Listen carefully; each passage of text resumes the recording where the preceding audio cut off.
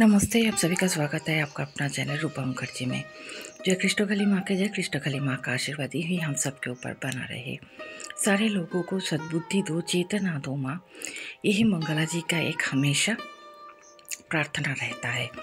वो हमेशा यही बोलते हैं कि लोगों में अगर जागरूकता बढ़े, चेतना आए, तो इससे ही लोग खुद का भलाई और खुद का क्या बुरा है खुद के लिए ये सोच पाएंगे। अब देखेंगे कि मंगला जी जब भी भगवान से कुछ मांगते हैं तो वो खुद के लिए नहीं मांगते, या फिर ऐसा नहीं है कि वो सिर्फ अपने परिवार के लिए मांगते हैं, वो सारे भक्तों के लिए मांगते हैं। और उन्होंने साफ साफ कहा है कि उनका सबसे पहला एक ही लक्ष्य है कि माँ का मंदिर तैयार करे, उसके बाद वो आगे चल के एक वृद्धाश्रम और एक अनाथ आश्रम खोलना चाहते हैं। कुछ लोग ये कहते हैं कि सारे मन की बात ऐसे मतलब लाइव में आकर बोल देना क्या अच्छी बात है, बुद्धिवानी की लक्षण है।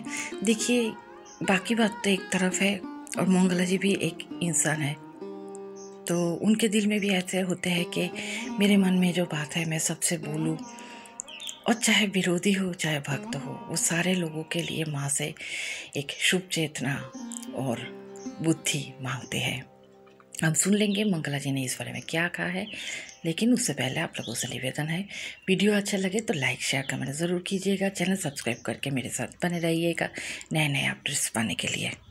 मागो তুমি সকল সন্তানকে ভালো রাখো, আমি আমার জন্য কিচ্ছু চাই না, কিন্তু আমার শুধু একটাই লক্ষ্য মায়ের মন্দির, আর কিচ্ছু আমার লক্ষ্য নেই। মায়ের মন্দিরের পর আমার কিছু কিছু স্বপ্ন আছে, যেগুলো অনেক অনাথ আশ্রম, বৃদ্ধাশ্রম, এগুলো করার ইচ্ছা আছে আমার। ফার্স্ট হচ্ছে মায়ের মন্দির।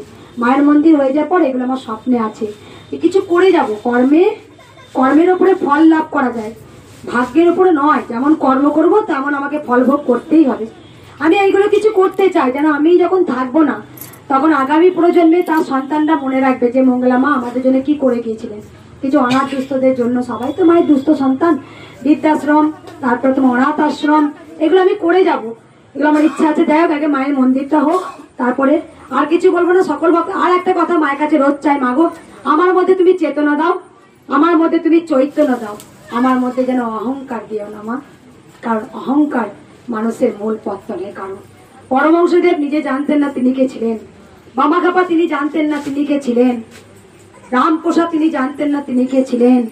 তাই সবসময় মাকে বলি, মাগো মা তুমি যেমনই হোক, তুমি আমাকে ধরাধামে পৃথিবীতে পাঠিয়েছো আমার হাত দিয়ে নাম প্রচার করার জন্য, আমার মাধ্যমে দুস্থ অনাথদের উদ্ধার করার জন্য, কিন্তু তুমি যেন আমাকে জানতে দিও না আমি কি। একদিন ভগবান গৌতম বুদ্ধকে তার শিষ্য বলেছিলেন, আচ্ছা ভগবান আপনি তো ওপরে উঠে ধ্যান করতে পারেন। তখন ভগবান গৌতম বুদ্ধ, আপনি যেন নিচেই বসে ধ্যান করেন, মাটিতে বসে। তখন ভগবান গৌতম বুদ্ধ বলেছিলেন, মাটি বসলে পারে পড়ে যাওয়ার ভয় নেই, তার মানে তার অহংকারটা। এই সবাই ভক্তরা একটা কথাই আমাকে লেখেন, মা তোমার ব্যবহার খুব ভালো, আমি এইটা চাই, আর কিচ্ছু না। আমি সাথে করে কিছু আনিনি, কিছু নিয়েও যাব না।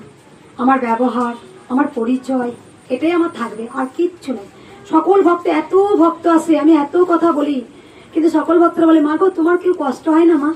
যে তোমাদের কত কষ্ট হয়, আমরা শুধু আমাদের কষ্টটাই তোমার উপর উজাড় করে দিই, কিন্তু আমরা একবার দিনের শেষে বলি না, মা গো তুমি সারাদিন ভক্ত দেখো, জল খাও না, টাইমে খাবার খাও না। এটাই হচ্ছে মায়ের সন্তান। হাসি মুখে আমার দেবে প্রথম থেকে, যখন পারছি না তখন আমি 30 বছর আমি হাসি, এক মুখ হাসি, কারণ সকল ভক্তরা, আমি হাসলে ভক্তরা হাসবে, আমি কাঁদলে সকল ভক্তরা কাঁদবে। তাই মাকে বলি, মা গো আমি কেন এলাম, কেনই বা আমাকে পাঠালে ধরাধামে, এর পরিচয় যেন আমি কোনদিন জানতে না পারি। আমি একটা সাধারণ নারী, সাধারণ মেয়ে, আমি যেন মানুষের জন্য কিছু করতে পারি, এটাই আমার প্রার্থনা। তাই সবাই ভালো থাকবেন, সুস্থ থাকবেন, শুধু মায়ের নাম জপ করুন, মায়ের নাম জপে তো অনেক কাজ। কিছু বলবেন না? হ্যাঁ ঠিক আছে, একবার সবাই তোমরা কি বলবো?